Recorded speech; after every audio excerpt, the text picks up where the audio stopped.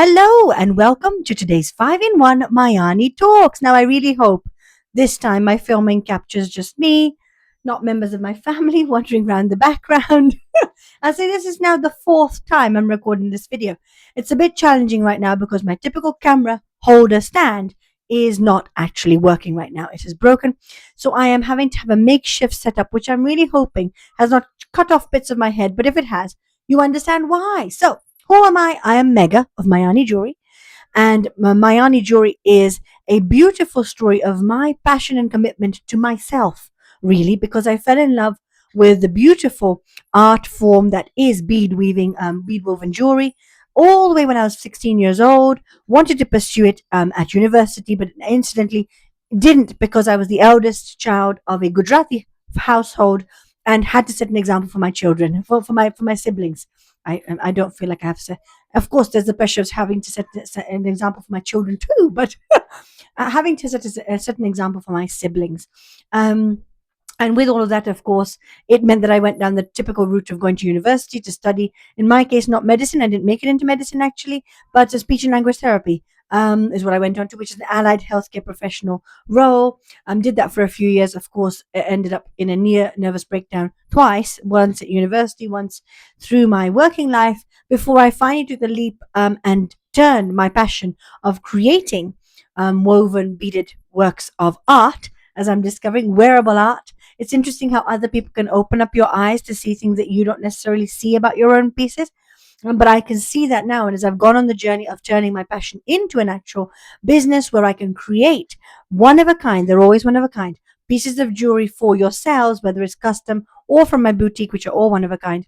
I have grown in my awareness of what beautiful connections we all have, and the beautiful connections these woven beaded works of art actually hold for all of us, because we have a shared history and heritage when it comes to beadwork artistry.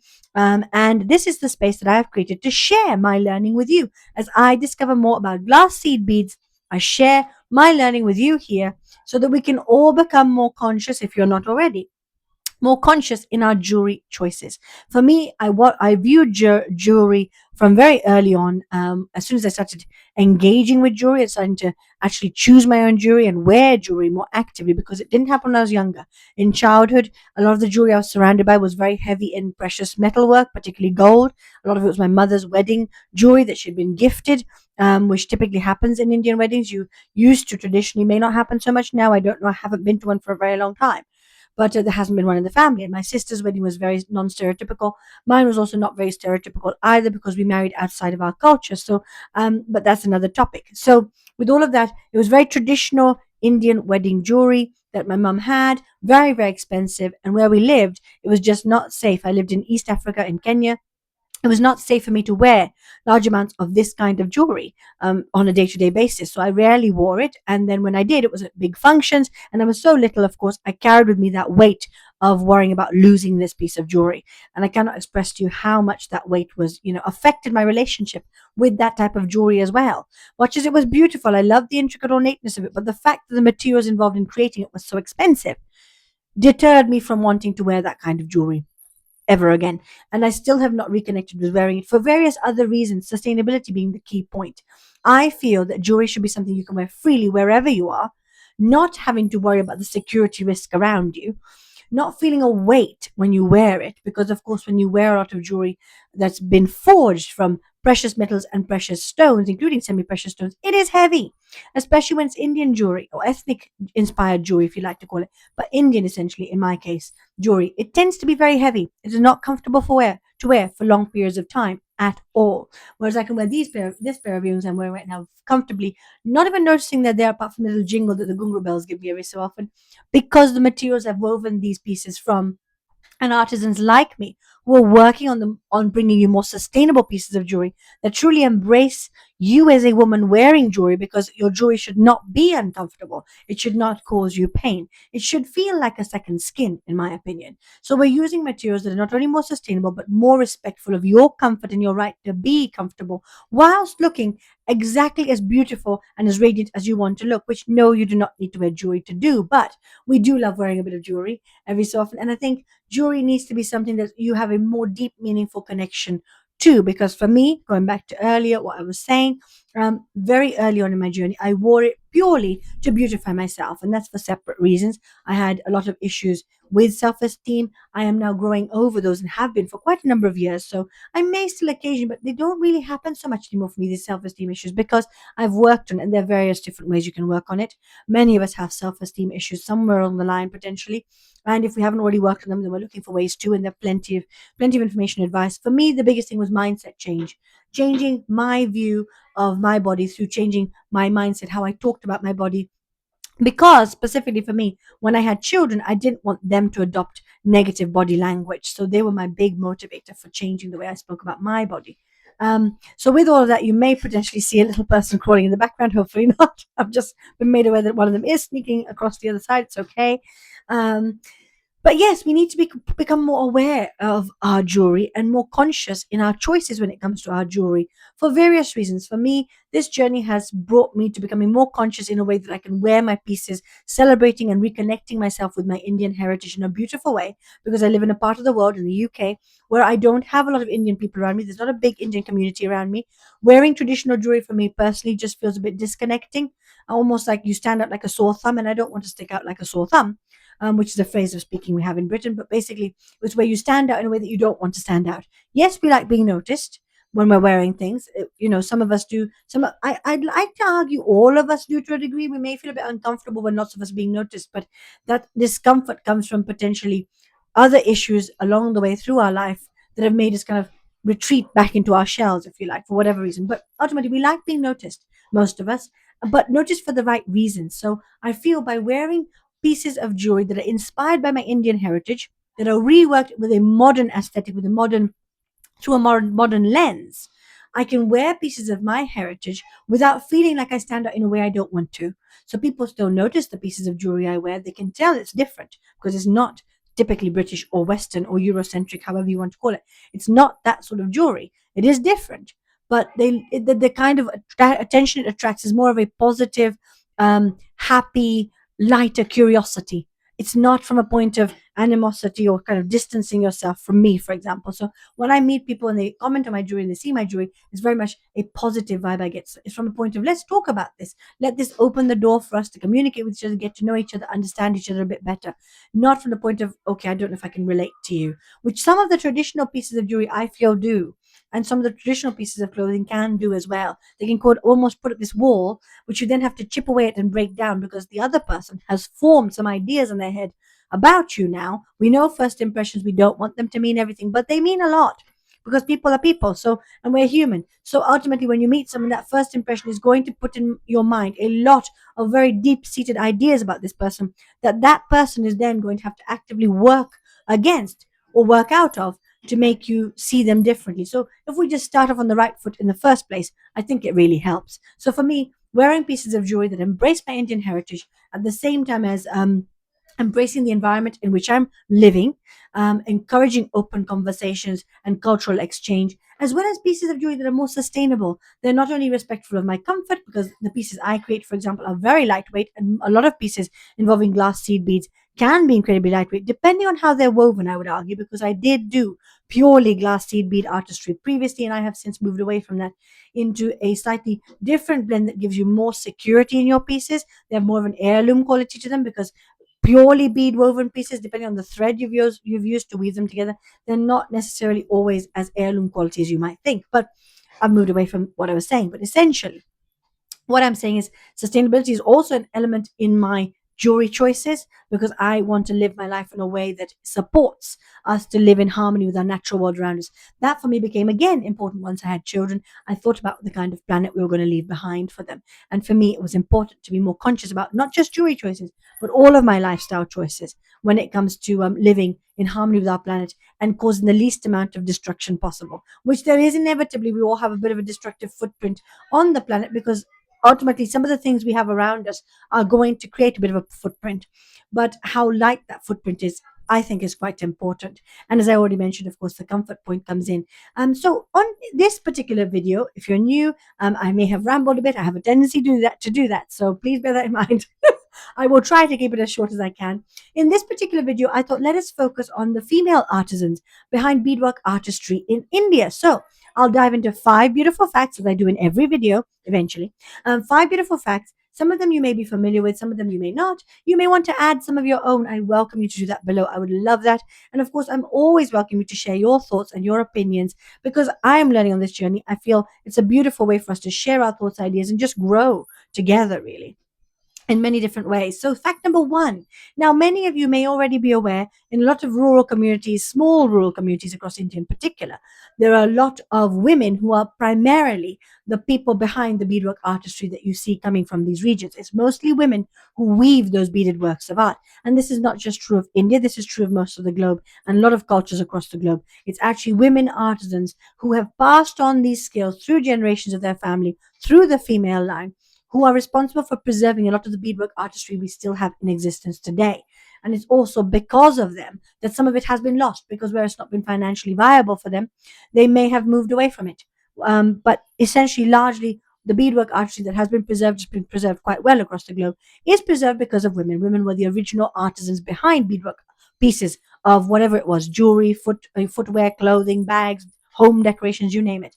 It was women who are typically the people behind adornment until the industrial revolution, which is when money making came into the picture and it became profitable to make pieces of luxury jewelry using specific materials. And by that I mean precious metals like gold and silver, as well as precious gemstones and semi-precious gemstones. And it's when that shift happened and the standard for luxury became using these precious metals and using the semi-precious and precious stones, that men actually took over with the artistry. They had access to the tools, to the workshops, to the income, the finances they needed to support them to learn the skills and develop the skills and create these pieces of jewelry. So they took over, setting the kind of standard for luxury jewelry and essentially determining what luxury jewelry should look like for women. And that in itself is a whole other topic. I've got a video on that for you as well. So please feel free to check out my videos where I discuss how it's very important for us as women to reclaim what luxury jewelry means for us, because a lot of it has been created from a time, and standards have been set in place at a time when a lot of our society was patriarchal, male dominated, basically. So with these women in rural communities, the issue is that whilst they are preserving the heritage in a beautiful way through these beadworking traditions, the problem is that they are typically in a very patriarchal environment. And that's still the case, male-dominated environment. So the men control the finances. Essentially, therefore, the women would create and still continue to create the bead-woven works of art, but they are not selling those works of art themselves directly to the customers. Neither are women selling it on their behalf either. It would be men that are acting as a middleman, no pun intended, but literally the middleman, selling their works of art to the customers and essentially overseeing all the finances. It's up to the men to decide how much the pieces go on sale for, to negotiate the value of the pieces with the customer because they have the direct contact. The artisan does not. And this also means the artisan remains unrecognized unless the man is going to share with the client the name of the artisan behind this work of art, and unless they're going to share that artisan's story, no one's going to know that a woman actually created this work of art. It's simply going to be a man who's selling it. You might automatically assume he's the one who made the piece of art. So women essentially become very invisible through this way of, and through historically, through this way of dealing with their bead woven works of art, because men would take over the finances.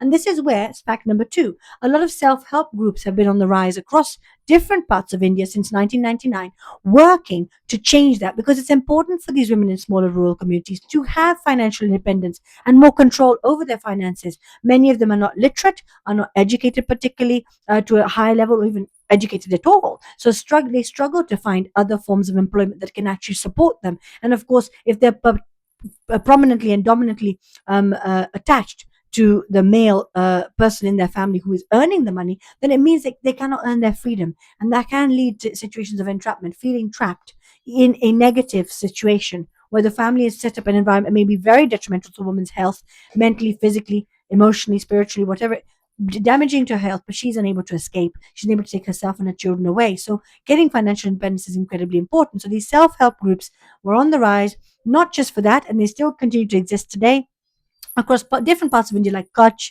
Odisha, Varanasi, just to name a few. But these self-help groups provide a safe haven, a safe space for these women. They provide an emotional network for these women as well. They allow the women to have shared learning of skills. So there might be some women within that group that actually have the traditional skills of bead woven artistry. They know how to use the traditional skills to weave works of art using beads because they are from artisanal families, from families where this has been passed down through generations. They can now pass it on to other women in their community, learning within this shared communal kind of environment and setting, empowering each other through art, which I think is beautiful. So, yes, empowering each other through art, supporting each other to gain financial independence so that they can actually make a life for themselves and not have to be completely tethered to the male earners in their life who may not be necessarily the most positive figures in their life. And they may be living in situations where they're facing domestic abuse and domestic violence, for example. So that's one of the reasons the self-help groups have been on the rise. And the beautiful thing about that is that with that, they're protecting these women artisans and essentially cutting out the middleman, helping them learn how to cut out that middleman. You don't need that. You can directly deal with the clients yourself. Fact number 3, across India, of course, many exhibitions are rising. You may have been seeing them across time. They've been rising in number. Lots of exhibitions, as well as lots of NGOs, which are not for profit, non government organizations, who are all working together to shine a spotlight on these female artisans who are creating bead woven works of art across India and who have previously been unrecognized, as I just mentioned. Fact number 4, the beautiful thing about working with beads, glass beads, and in my case, glass seed beads, is that there is no additional intensive effort required. There's no heavy machinery, no heavy lifting, no artificial energy source required to actually help you to create these bead woven works of art. It is simply the energy you put in as a human being into the weaving process. Of course, you have to have a degree of visual ability. That's understandable because you're doing something involving very tiny beads and, of course, a needle. In my case, for example, and thread. So because you're weaving with very tiny, tiny materials, you do need to have some degree of visual acuity, a visual ability, skill. But equally, you have to have some degree of dexterity when it comes to your hands and fingers. You have to be able to use your hands to a certain degree, of course. You cannot, so there are some physical requirements. But if you, for example, you're a wheelchair bound, you'd be able to do it. If you have arthritis in your hands, and your finger joints, for example, you would still be able to do the art. You still be able to weave works of art.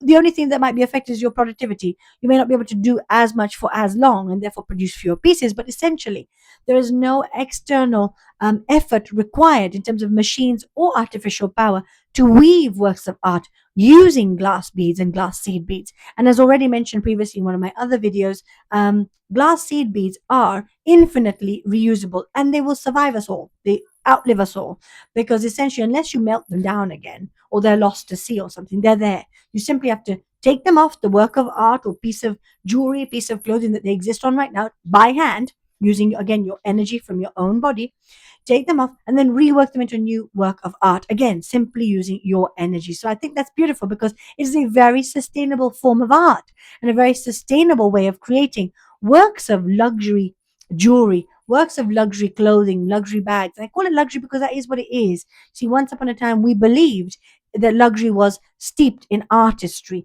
that the roots of luxury lay in artistry and in the story behind the pieces that were created and not attached to the weight of those pieces based on the materials they're made from. That was a later concept. So yes, it is about weaving luxury in a sustainable way, and glass seed beads and working with glass beads allows us to do that. And fact number 5, of course, there are a lot of contemporary Indian designers, such as myself, but also you've got Anavila Misra and you've got Ritu Kumar, who are shining a spotlight on female artistry through beautiful, curated, handmade bead collections, basically collections of beadwork, whether that's beaded bags, shoes, jewelry in my case, also home decorations, all sorts. So they're shining a spotlight on it, and I think that's very important. So that brings me to a beautiful question for you today, actually. So I would love for you to share with me below, if you would not mind, your thoughts on this. As a woman specifically, how much more meaningful does your jewelry, or do the pieces of jewelry that you invest in, may not just be jewelry, anything that you invest in featuring beads, how much more valuable or meaningful does it become to you?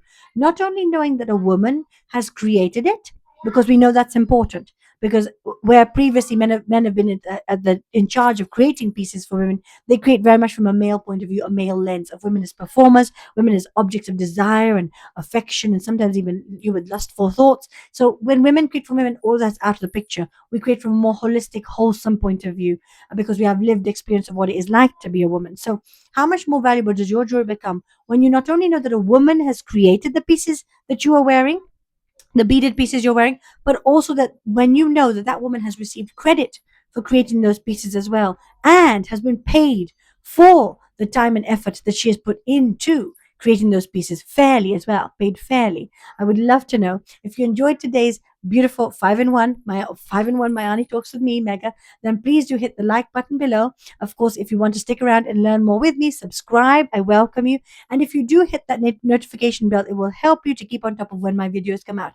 And I only produce one a week. So thank you for joining me today. I wish you a beautiful week ahead. Remember, because your jewelry should always be more than just an afterthought. Thank you for joining me, and bye for now.